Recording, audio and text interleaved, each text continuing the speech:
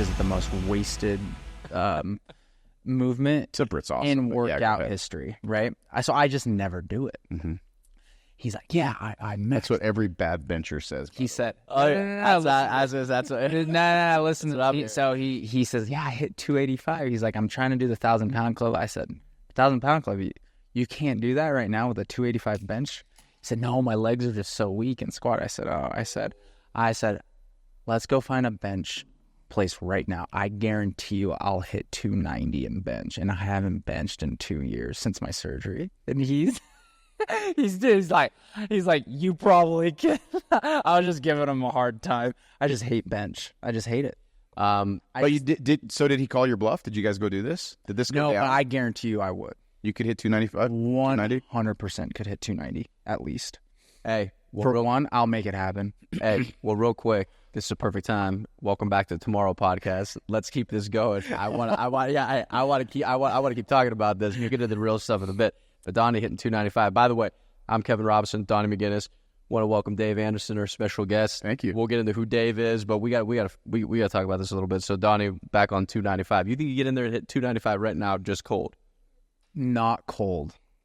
I'll hit a couple 135. I'll work my way up. And I don't want people thinking on this podcast I'm this like workout bro. Like, hey, nobody said workout. Bench bro. isn't my thing. No, well, you're against bench, but you're more leg guy. There's a bet going against it. Yeah, I guarantee you I'm hitting it. But I'm figuring it out. What I'm saying though, okay, not cold. You go to the gym. You can be like warm up, but I'm saying you've not prepped for a 295 bench. So you think you get in there? No, I'll hit it. Day one, hit 290. 290? Yep. If I have to beat 285, I'll get 290. That's impressive. Yeah. I'd be very impressed. Yeah, that's impressive. Might need to go across the street after. Yeah, I was just going to say, we get some weights right over here. In any case, Dave, awesome for you to be with us, man. Thank you. Appreciate it. For the listeners, Dave, you've been an entrepreneur for a long time, been in the industry in sales and building business and, just everything for how long now? When did you start your first business? Yeah, well, I started as a sales rep when I was in 2001, and I think that is starting your own business at some level. Anyone that's ever sold anything kind of understands that. What were you selling? So alarms was my first gig. So did alarms in El Paso, Texas. Okay. Places. So I was a pink kid from Montana going and seeing what real sun looked like for the first time. So, I thought you were going to say you sold laundry tickets. Laundry tickets? Yeah. I don't even laundry cards. That's what Tom Cairns started. Oh, yeah. Discount cards. Discount cards. There you go. That's true. That's what Tom said. So you went to El Paso. I did. And so you learned what a real sunburn felt like. Because you tan easy. Oh, I do, yeah. I actually will sunburn if I walk slowly by a window. So I actually think it's funny, like I have an office now with a window, and I'm like, am I going to get sunburned today? Dave, it's funny, man. You and I, we'll get along real well. I wear an inch of sunblock no matter what. You want to find me in the sun. Yeah. Find me where a tree is. I'll be standing right underneath of it. My kids give me the worst time. I am the person running around with like 2 bottles of like sunscreen everywhere we go. And what is it about kids that think that they can tan? Like they're just like, it's like Dottie with his 295 bench, but he's like, my kids would be like, I'm going to tan today. I was like, that's not like a choice. You can't just like choose to tan. I'm gonna say this too. I can tan, and I'm gonna act at kids so I have a niece. Yeah, she's the cutest. Her name's Sage. She went home a couple months ago and told, "Hey, mommy, daddy." Lindsay's her mom, and Sam is the dad. She goes, "Donnie has a superpower. He doesn't have to wear sunscreen." He doesn't burn. They told me that the next day we went to the pool or something. Yeah. I go, Sage, that is a cool superhero power, huh? She goes, yeah, really cool. Hey. So, I tan. I don't burn. It's actually the truth. I've been on the beach with Don. I'm not joking. You'll turn purple. But only for like 12 hours. And then you've got I wake the up most and beautiful dark skin I've ever seen. A dream, Dave. From you and I. Yeah. We've seen my wife hates me for it. I have literally never been tanned I've never tanned in my life. In fact, I'll tell you. So we were talking earlier before we went live, but I've been married for 22 years. And before we got married, I thought I'm going to go to a tanning bed and tan. And I sunburnt myself in a tanning bed. And I told the lady that was like selling me the tanning services. So I said, now listen, this is going to surprise you, but I burn.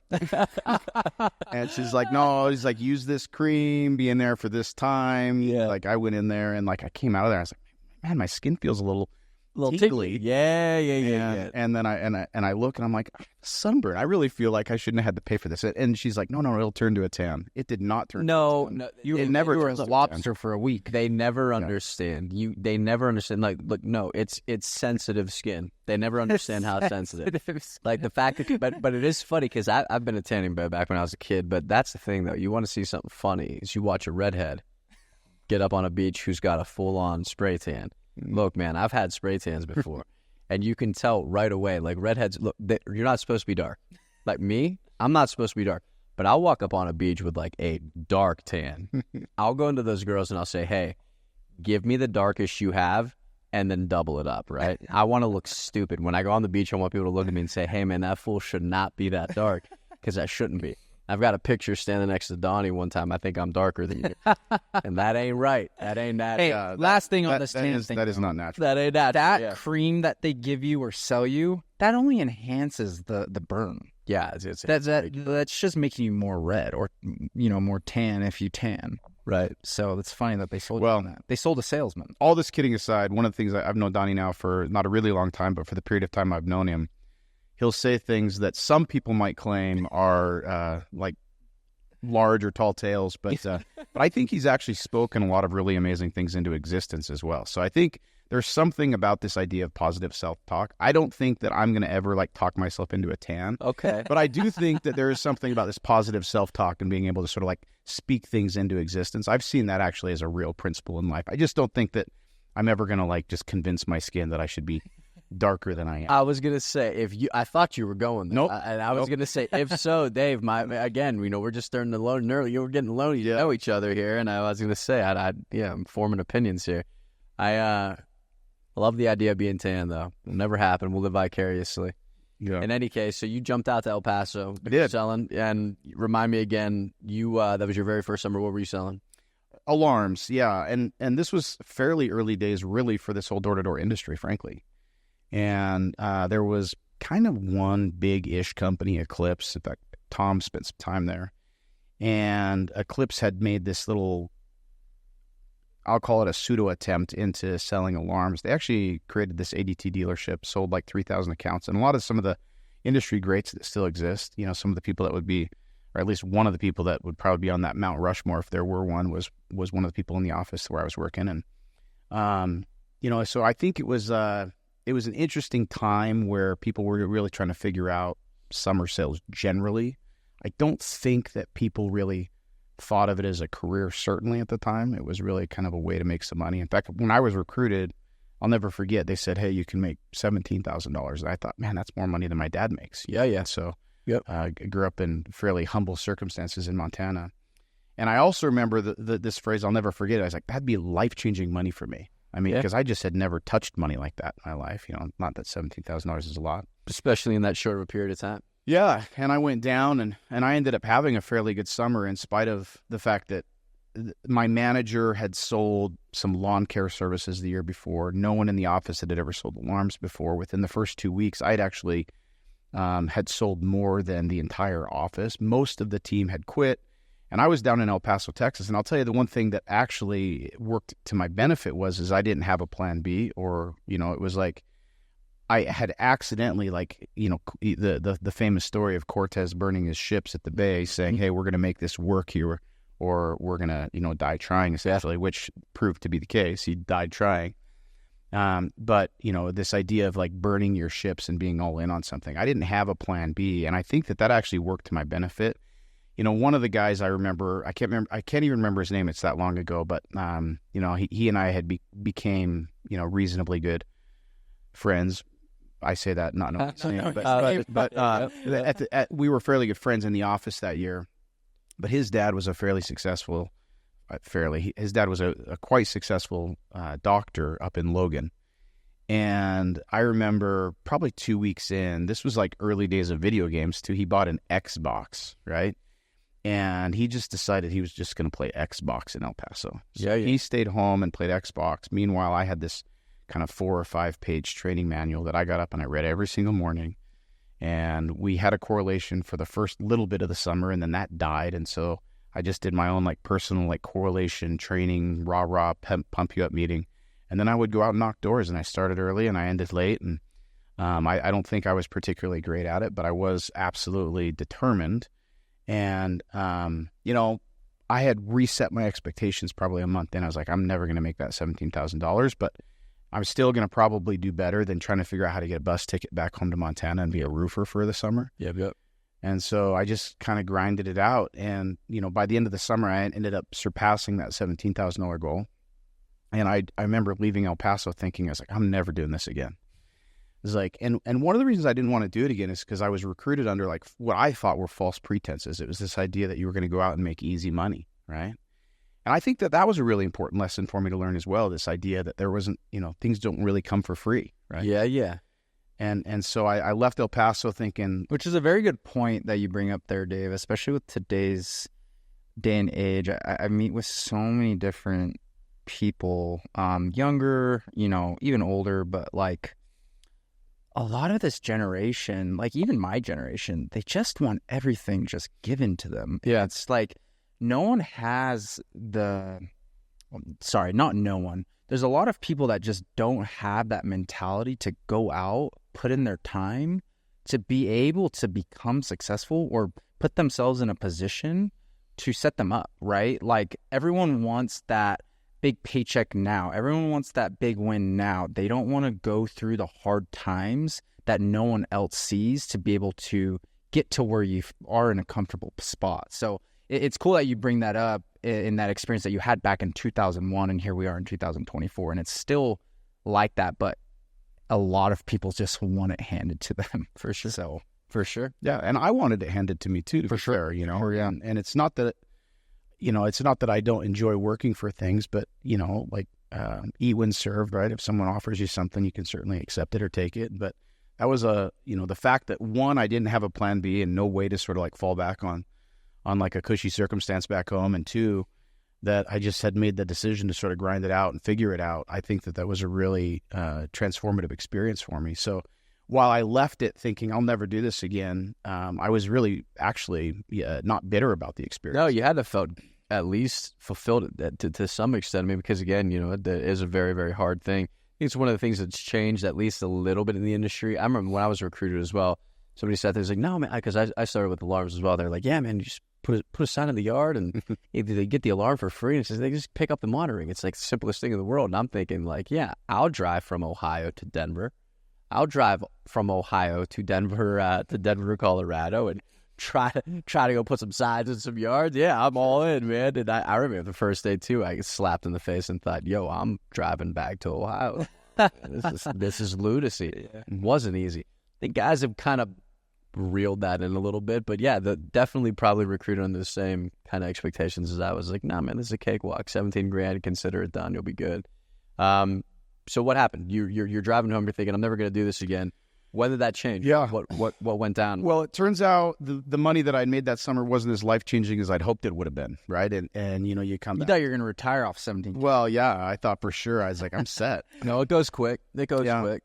So the money that I had made and I got engaged, and ultimately I knew I was going to get married. And the other part of it too is, and this is actually a benefit in our life as well, is you don't really remember the pain that well. The pain fades. Yeah. So a handful of months later, the pain had faded, the money was fading, and someone had come and recruited me and said, hey, you should come be a manager. And be honest with you, I was probably ill prepared to be a manager, but this is really the wild, wild west of door-to-door summer sales. And so there wasn't this like stable of really incredible leaders and managers that were trying to recruit, top talent. I mean, there's offices today where you could have 5 or 10 guys in that office that were far more talented than I was at the point that I took over as a leader.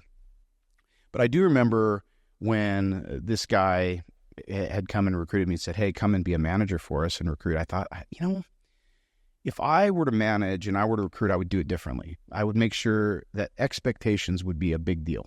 That I would set really great expectations. And so rather than saying, hey, you can make $17,000, it's going to be easy, it's going to be a party, we're going to have fun, I probably went to the opposite extreme, probably too far. It was like, this is going to suck. It's going to be a grind. I can't guarantee that you're going to make a bunch of money, but when you come home, if you do it, which I don't even know if you will, because it'll be a choice that you'll have to make. If you do it, you'll be better for having done it. Like that was sort of like the brand promise that I was giving to people. It was like, look, this is going to be a life-changing experience that you might make some pretty good money doing.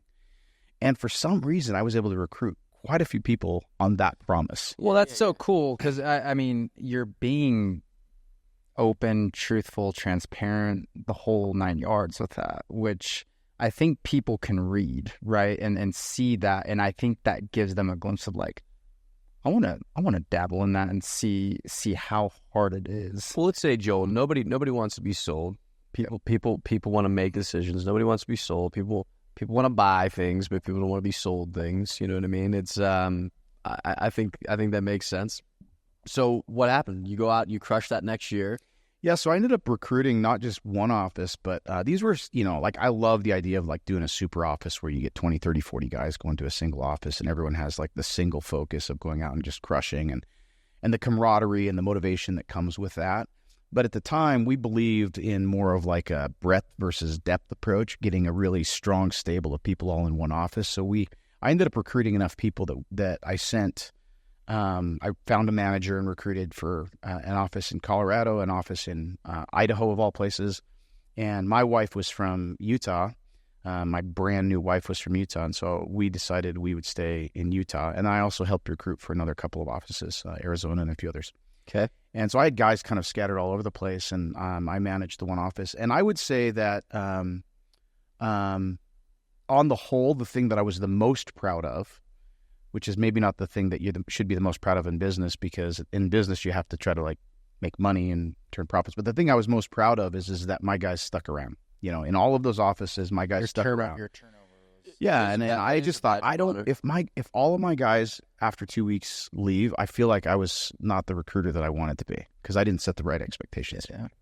Yeah, that's huge. I think anybody who's ever done summer sales will know that the office is that the way that it starts out day one is not what it looks like at the end of the summer. If it is, it's a testament to leadership. If you're graduating at the end of the summer with right around the same amount of guys that you started with, massive testament to leadership, in my opinion. Most guys scattered to the breeze because of lack of leadership or because it's not a necessity. For example, for you talk about burning your bridges.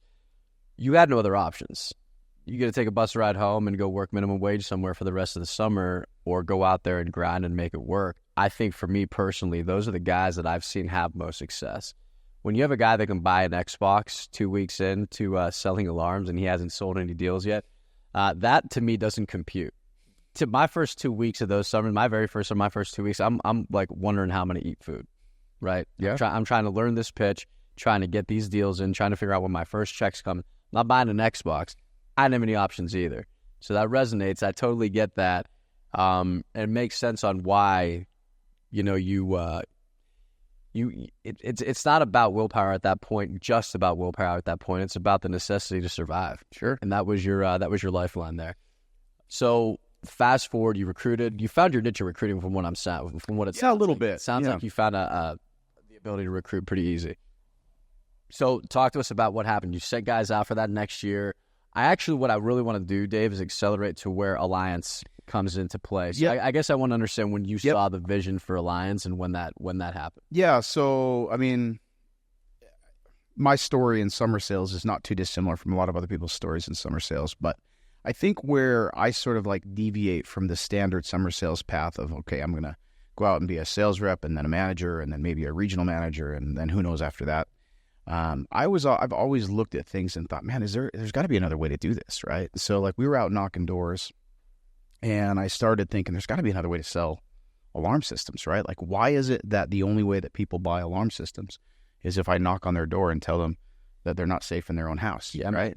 And so, I love this. I could tell where this is going, man. I love this because I looked up a little bit about Alliance. I didn't know a ton about it before. Yeah. Know a lot about it now, and I love where this is going. So keep going. So it started. There was an introduction made to me with a guy that had been experimenting with some online advertising on Omniture, which by the way, is a really, really old platform doing pay-per-click advertising. And then he and I know Omniture. Yeah, we started conceptualizing or talking about this idea of trying to say, hey, could we generate, are there people that go to the Google and look for alarm systems. To Google, I love it. And this is like early days of Google, to be honest with you, pre IPO Google, and so I remember putting my own credit card into Google to start buying clicks.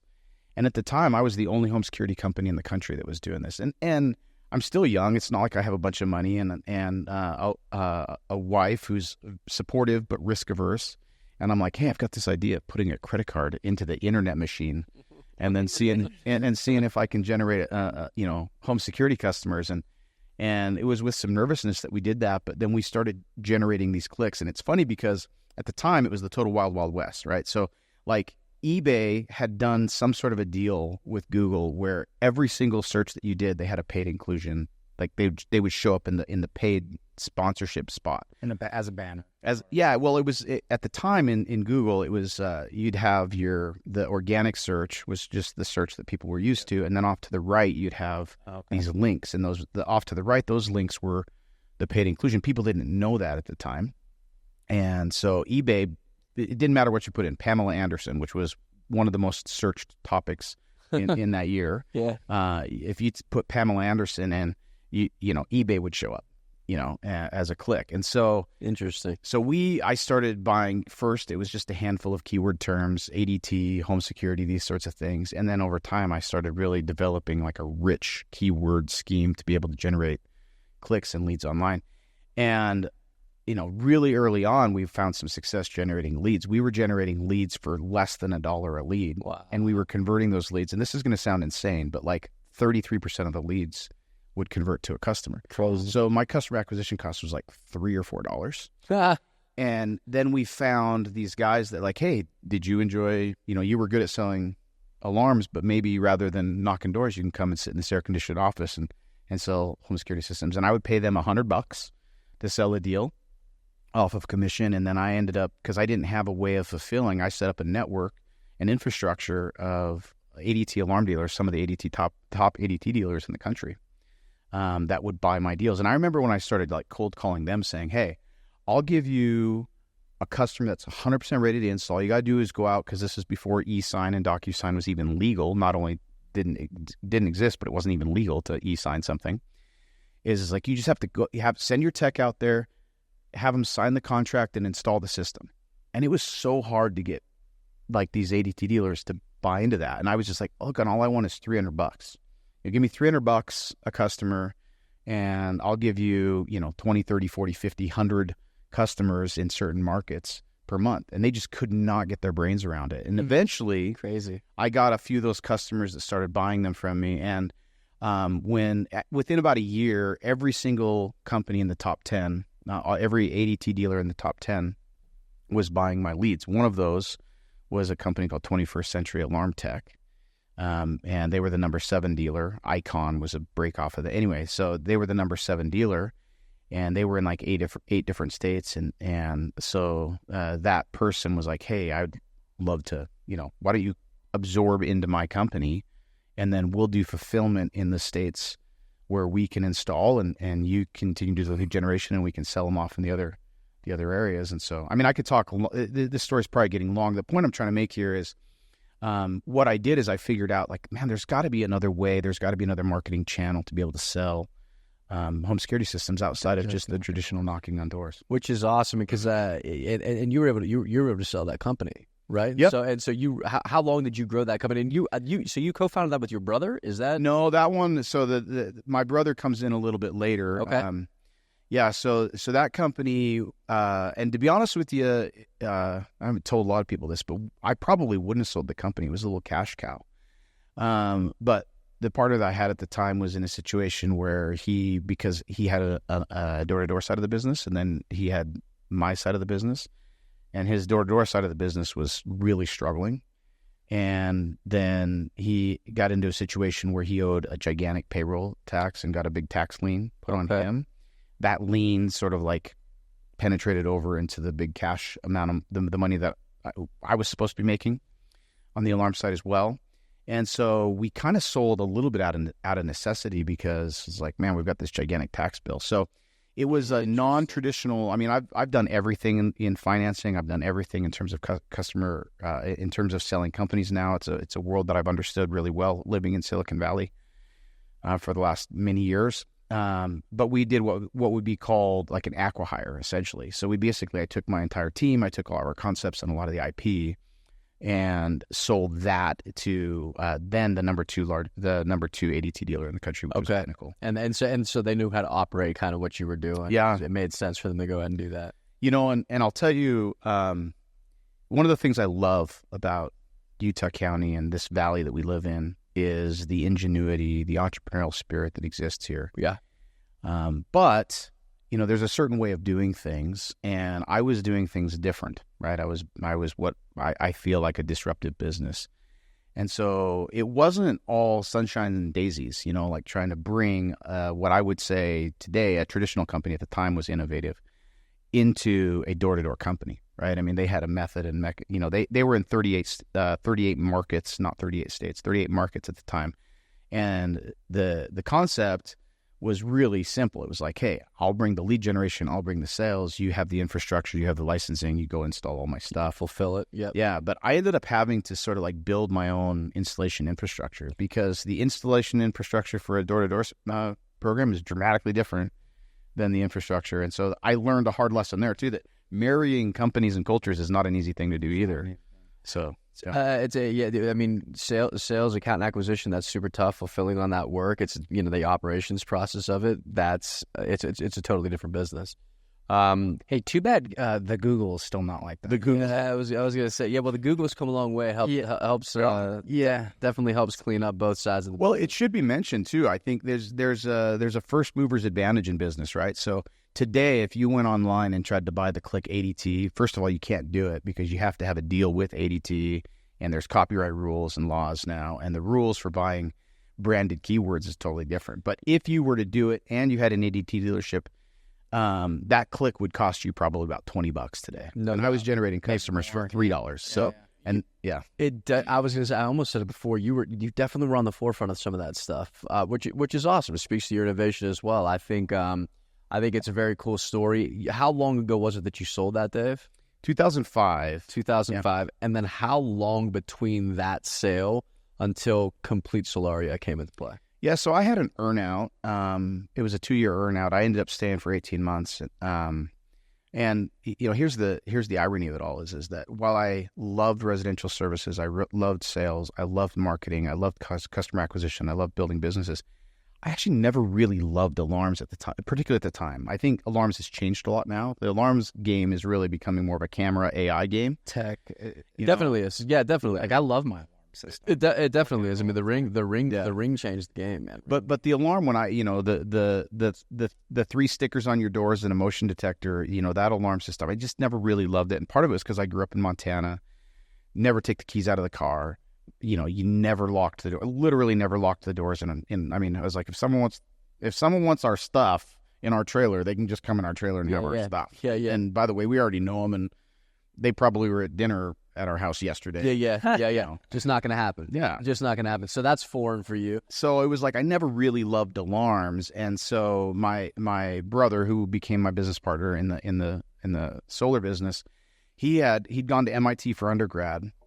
Went to Stanford for grad school, and while he was there, he was working. He just finished grad school at Stanford and was working as an entrepreneur in residence for a big VC firm. Okay, a blue chip VC firm, and he had an idea where he wanted to basically raise some money in a search fund with some of these blue chip investors to sort of incubate a business idea. And I was at this sort of transitional period in my life where I was like, I want to go do something different. So he and I, we thought the idea was fairly romantic to be able to kind of work together, do something cool, like where we could do something innovative together. He was in Silicon Valley, which of course was the hub for innovation and venture capital.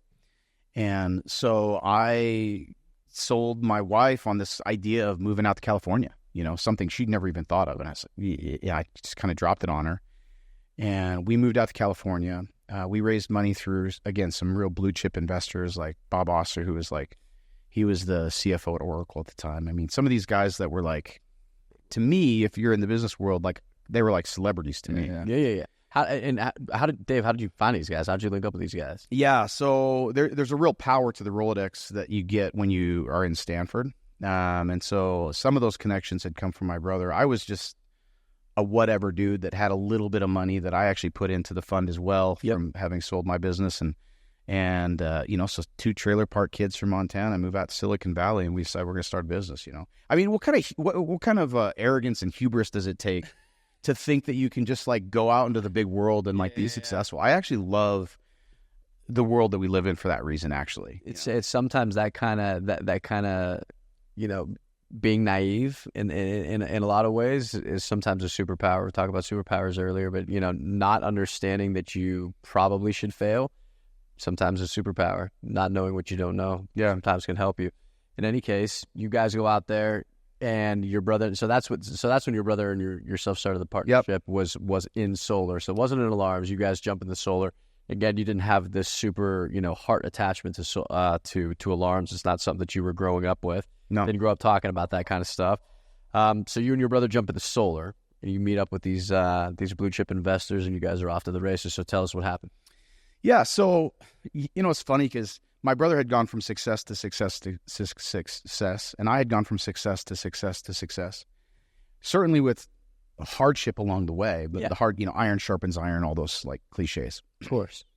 But so we move out to Silicon Valley, and this is 2007 is when we moved out there, and we started this business.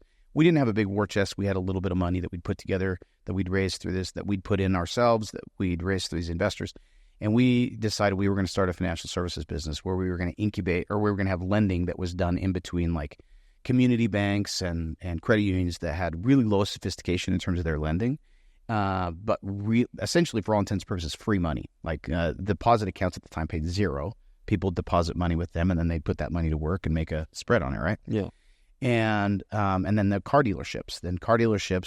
Essentially they were making huge amounts of money on every car that they sold, or made a big margin and took on no risk. And we thought, hey, there should be a way to do a risk sharing model where, you have these credit unions that are basically fighting over like 780 FICO score and above loans, making just like a couple blips, 1%, 2%, 3% loans. And then you have these car dealerships that would love to sell more cars and are perfectly happy to give up some of the margin if there was a way to sort of risk share. So we built an algorithm and an actuarial tables. We hired a couple of PhDs out of Stanford to help us, run these really sophisticated simulations to be able to put together what a risk sharing model would look like. Built some software around it. And then I went out, found car dealerships, and I went out and found credit unions, and we raised, we had promises for around $100 million of lending capital. That's incredible. Wow. That's incredible. So, and my brother and I felt like we were the smartest guys. King of the world. Every time we walked out, we were like, yeah, we're pretty smart. I've never felt that way, so that's awesome. No, that's incredible, and rightfully so. I mean, that's a hell of a plan. So, and you guys executed on it. Yeah, we were executing like crazy, working hard, and then 2007, 2008 happened, and the world like lit on fire. Yeah. And the entire financial market just melted down. The market, the asset-backed securities market, which is the off-taker for these loans, just disappeared overnight. And there was this huge issue where you'd have loan originators, the people that were writing loans, and then the people that would own the loans.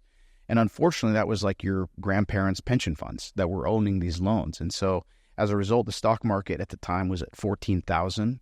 The Dow was, and it went down to 7,000. I mean, and essentially half of the United States' wealth disappeared. And we got our teeth kicked in, and so we were a subprime lender. We still had some money in the bank. We went back to our investors and we're like, we do not have the war chest or the foresight to know how long this is going to last. But all of that $100 million of lending capital essentially evaporated because we'd go talk to the same VPs of lenders that felt like we were heroes the week previous, and they're like, look, if I even go to my board right now and talk about anything subprime, I'm going to get fired. Wow. And so we went from like, okay, top of the world, success after success after success, to we are essentially, for all intents and purposes, unemployed. We've lost investor money. We don't have a business. We don't have an idea. Wow. And that was, and it was pretty, I guarantee there were moments where I was like, this is just not fair. This was such a good idea. We're just victims of bad timing. It was all of those things that are easily Yeah, which, by the way, were all true. Every one of those was true. But who cares? Yeah. I was going to say totally, but that doesn't help the situation. I mean, a human being goes there, right? Like your mind goes there, but certainly doesn't help the situation. What did you all do? How long did it last? What did you do? What's the rebound look like? There were a couple of investors that probably were frustrated with us or, felt like, hey, how could you take my money and then not succeed, in spite of the world being literally on, the financial markets being on fire. And, but then there were other investors that are like, look, we never really invested in your idea. We invested in you guys as entrepreneurs. Yep. And so they said, keep the money, essentially, and said, go, turn that into the next deal.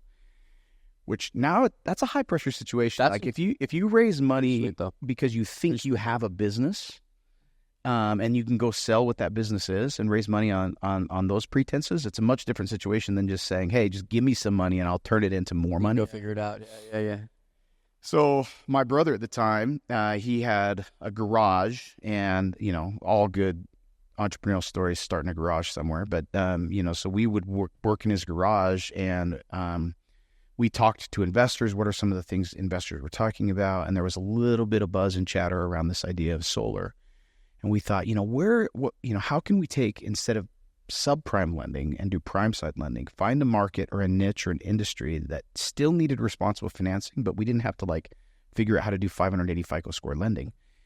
And so we went back to those same credit unions and worked on one with Redwood Credit Union and Addison Avenue Credit Union, which are two credit unions in Silicon Valley. And we said, hey, how about this idea of doing a 20-year unsecured loan for solar? No one had ever done a 20-year unsecured loan in anything. And we were able to pitch and get that concept sold and started putting together the first real lender in solar, doing an unsecured loan in solar. Wow. And remind me, this is circa... This is like 2008, or this is like 2009, really, is when this is starting to come to fruition. That's early on. That's very early. Early solar days. Yeah. Okay. Yep. I don't know if I'd even seen the sun yet. Shoot, Donnie, you might not have been born then. Were you even born in 09? I have a 10. I was going to say. You were born with a 10. Yeah.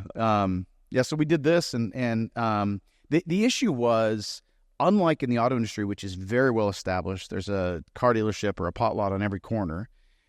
There were no solar installers and solar dealers. So we sold this idea of being able to put their money to work with this new asset class, which would be the solar loans. But no one was selling solar, and so let alone install solar. Yeah. So we went out. We found, I've said this term 100 or maybe 1,000 times over the last 15 years, but like two Chucks in a truck. It's just like you find two dudes that sell one or two systems a month at around, by the way, 50. People that know solar will know what I'm talking about here, but around $15 a watt. That's what it would sell for. There was this thing called the California Solar Initiative, and then there was a tax credit that would pay for about a third of that, getting you down to like $5 or $6 a watt, and or pay for about 2/3 of that, and to get you down to like $5 or $6 a watt. And that's what we were doing. We were selling like 4 kilowatt systems with 185 watt modules, or that's what people were doing. Well, the issue is like, how do we, we would need to have 1,000 of these dealers to get any sort of meaningful, loan volume for sure. These credit unions. Just not enough volume. So I was like, well, it's time to pick up the bag again and go out and do what I used to know how to do, and that's to sell. So I did. I refired up a bunch of paid advertisement ads. We hired a couple sales guys. I went out and sold, and sales for solar was dramatically different at the time. It was. I mean, you were a construction guy. It was a hard hat job. You were like climbing on roofs and measuring shade and pitch and then my brother and I, I'm fortunate to have, my brother is a little bit of a mental freak. Like, he's just a savant. So we built some pretty cool models for simulating solar production and solar savings. The first that existed, frankly. Wow. First in Excel. And by the way, I'll tell you one quick random aside. We were doing this model in Excel, and again, my brother's quite the quant jock. And we had this full rich proposal that was being spit out based on a handful of numbers on one screen that was going to a different sheet in Excel. And all of a sudden, it just wasn't working. And he was trying to troubleshoot it, and I was trying to troubleshoot it. And we were actually even talking to some people at Excel. or excuse me, at Microsoft. And finally they're like, oh yeah, you have too many entries. Like you've surpassed Excel's capabilities. So that's like, Wow. so if you wanted to know, it doesn't anymore, but if you wanted to know, did Excel ever have like an upper bound in terms of calculations and characters? It did, and we found it. Trying to create this first. That's proposal actually tool. kind of, I'm saying, yeah, it's actually, it is very cool. Very, not a lot of people know that. We're sitting here with the man that found it. And we didn't know it at the time because, I could generate, I still had, I always felt like, hey, if the world went on fire, I could still go back and I could sell alarms. I always felt like I had a fallback. And I think that's one of the really great things about developing that skill as a sales rep is that you always have the ability to feed your family. And that was something that was really important for me. And I would reassure my wife too, is like, look, if we can't make this work, like I can always go, No doubt. and I'll make sure that our family's fed. Yeah. Had that conversation with my wife countless different times. You know what I mean? It is a luxury. It's one of those things. You learn that skill set. It allows you to actually reach and dream big, take shots like you're talking about, go out there and be a little bit risky because when it comes down to it, strap your shoes on, start knocking doors. Your bank account will be all right within a week. Yeah. It's a special thing. It's super cool that our industry produces that. We don't have a ton of time left, guys, but Dave, I want to get to a couple things. I want to fast forward. So want to talk about your basic. So you founded Complete Solaria, which is a company that you took public. One, give us maybe a 60-second kind of elevator description of what it takes to get that company to a place to go public. Give me, us maybe a little bit of the journey on how you guys put that whole thing together. Complete Solaria. Well, I think it should be obvious now that I don't do anything. I'm not very good at explaining anything briefly. So, but I'll try to give that. I'll try to summarize it. So, Yeah. Over the course of solar, we've seen some major ebbs and some major flows in the industry, and we were not completely sheltered from that. We did have really fantastic investors over the years that sustained us through some of those really hard times. But once you take on professional investors, which by the way, I think, for two trailer park kids, we thought this idea of like going out and getting VC investor money and then bringing your company public was just like the dream, right? Yep. Knowing what I know now, it was a fantastic experience. I'm super grateful for it. I wouldn't have changed it, even knowing what I know now. But, it's not necessarily the right path for every business for sure. I'll just say that as a start. But for us, the evolution was after we found some success with customer acquisition, we found some success with innovating on like what a sales platform should look like. Our idea and concept was always to become a platform for the industry. We knew that solar was going to pick up. We knew that we needed to figure out ways to catalyze what was going to be a critical industry for this country, for the world. Yep. And in some ways, I'm actually really excited to see some of these things come to fruition. In other ways, I'm disappointed it's taken as long as it has. And frankly, I think we're actually at, when you in business school, they talk about this hockey stick, right? So you're in this growth phase and then things just really take off. Some people would argue that we've had a couple of those hockey stick moments in solar. I would say that we haven't seen the real sort of like hockey stick. We're still single digit penetration. There's there's countries like Australia and Germany that are just dominating. Light years ahead of us. Yeah. Light years ahead of us for sure. And so, for us, we've always been trying to work on how do we get this to be like a 30, 40, 50% market penetration type of an industry. And that's where our brains always were. And if you think big, you've got to be big. And so we had raised a lot of investor money. Once you bring in investor money too, you have a responsibility now to your investors, not just to your customers, to be able to return to them a responsible, a return on their investment. And so we went from VC, we raised money through a VC firm who, by the way, Ecosystem Integrity Fund, I certainly should plug them. They're great guys, and they were very supportive of our business at times where it was like hard and times where things weren't going well in the solar industry. Stay the course with you. Yeah. And then we did a much larger fundraising through private equity. So that's kind of the natural progression. You go VC and then usually you do private equity or you can do public offering. And we did a deal with Carlyle, which is the second largest investment bank in the world. And I will tell you that it was I did not enjoy our experience working with private equity. We really struggled like finding like, I felt like a lot of times there was conflicts of interest, like what they wanted versus what we wanted to do, our brand promise to our customers. And so, probably 3 years ago, there's a few different ways you can go public as a company. IPO is the most typical, but you can also go public via de-SPAC, which is essentially a holding company, a special purpose acquisition company will go public with investor funds with the idea of doing what's called a reverse merger with another business to be able to bring that company to both capitalize it and then bring it into the public market. Okay. And SPACs were very popular. In fact, TJ Rogers, who's the founder of Cypress Semiconductor, and he's actually the current CEO, acting CEO, and the board of he's the executive chairman of the board at Complete Solaria, the company I founded today.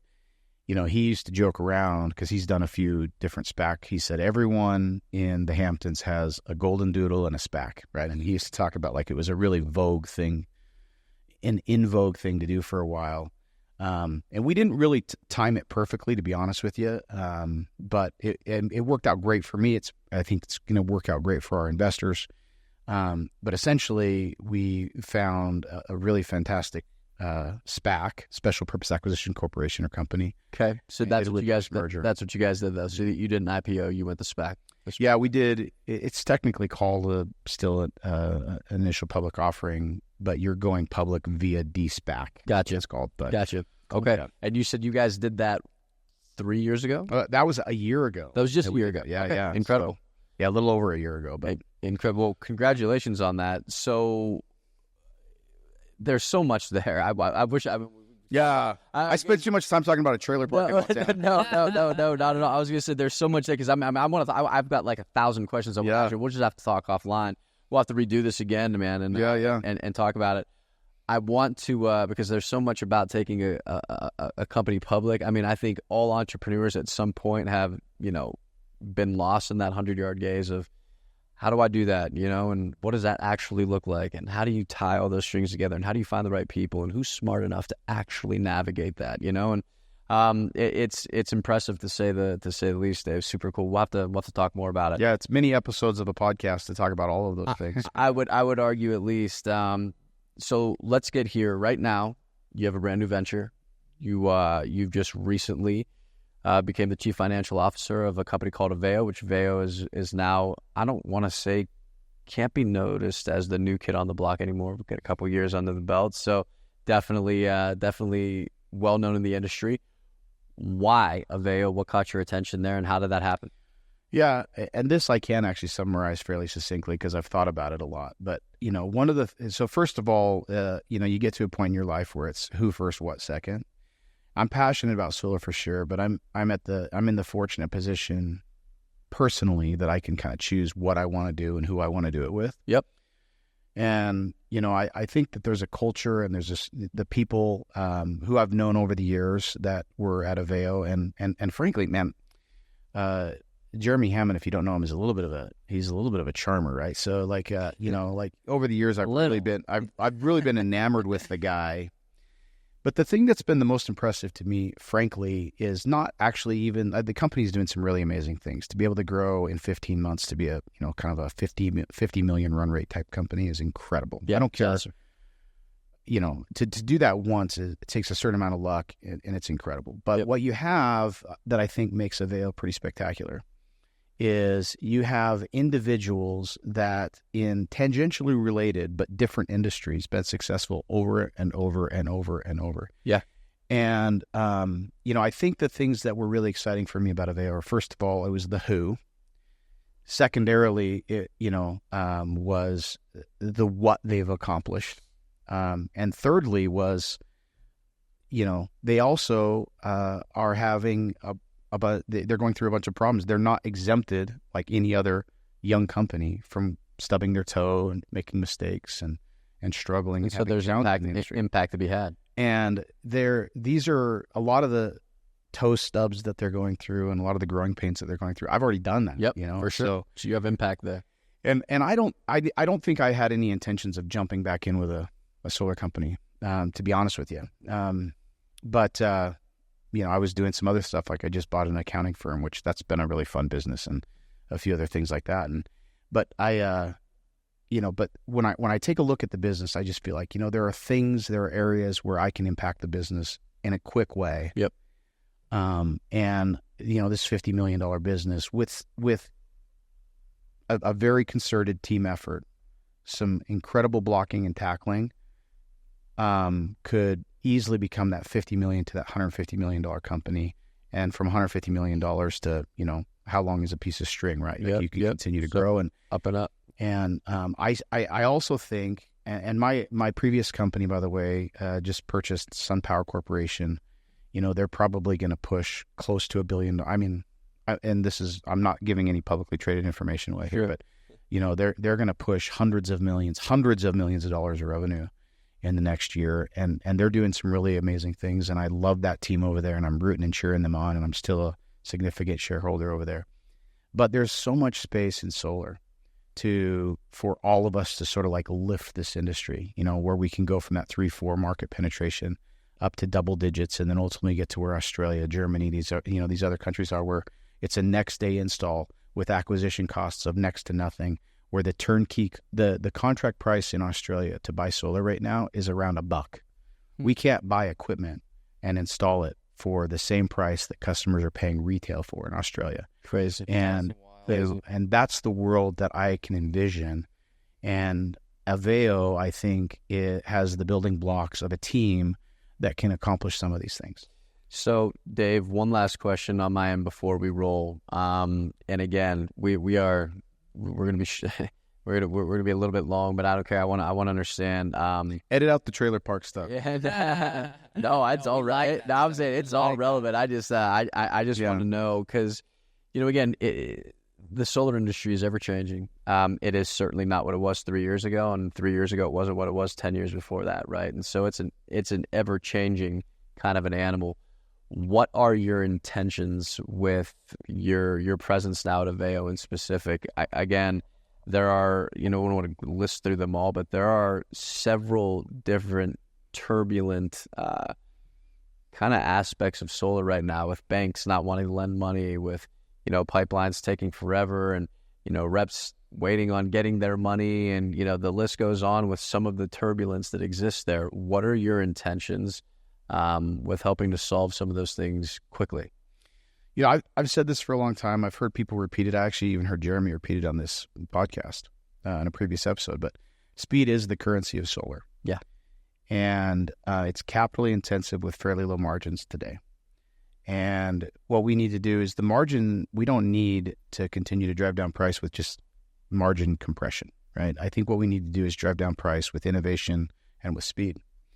And there's going to be tons and tons of room for people to continue to make, great money and provide for their families by being innovative and just doing, or not even by being innovative, by just doing the status quo on the door-to-door side of the business. There's tons of room in solar for that. But there's immense amount of room for innovation, right? And solar as well. And I just think that we need additional ways to reach customers. So right now, the customer sentiment is people still feel like going solar is like doing a bathroom remodel. It's not like switching your internet provider. It's like if I ask people all the time, if your internet doubled in price, what would you do? I'd switch. I'd switch my internet provider. Yep. Well, across the country, we've seen utility rates double. Certainly in my time of doing solar, even quadruple in some places. And so my question is why aren't people switching, right? And the answer is that, again, it's the customer sentiment is more than 50% of people, when polled, say that they are actively considering or looking into doing solar. And why aren't they doing it? And I think as an industry, we're not doing ourselves any favor by not trying to figure out how can we be a trusted source? How can we make this a more frictionless transaction? How can we not remove some of the red tape and the bureaucracies that we have to kind of go through to get customers installed? And I'm intently focused on working on those things, making it easier for a customer to switch from their quadrupling priced utility company to a better way, which is solar. And I would encourage, anyone listening to this podcast, anyone that's currently selling solar, you don't have to abandon what you're doing, but consider alternate ways, and through partnership or through other marketing means to be able to generate customers. And let's as an industry, like, be innovative, and let's look for new, better ways to provide a better customer experience, and all along, with one major undertone, which is we got to do it faster. We got to do it faster. Customer experience is huge. When you you create a good customer experience, you create a fan, you create a raving fan. I think one of the things that we're dealing with in the industry right now is that a lot of these customers have had bad experiences, which is why, to your point earlier, it's the inflation rate on power bill is astronomical. It's very visible. Why aren't customers pulling the trigger? It's because they've had horror stories, or they don't exactly know how to, or there's no real safe means for them to do it in their neck of the woods. And I love the idea of innovation.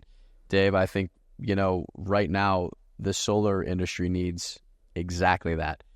An innovative way to bring this to people's homes, speed, safety for these customers. As we do that, we create raving fans, and the market becomes a place that everybody wants to play in. Dave, I will say this, brother, it is great to meet you. And first and foremost, you are a phenomenal hire for Aveyo. You definitely will do great things within those walls. So that's awesome. Appreciate that. Yeah. Guys, that's our time. So we're going to cut out right now. We'll be back next month, and catch y'all tomorrow. Thanks a lot. Appreciate it. See you.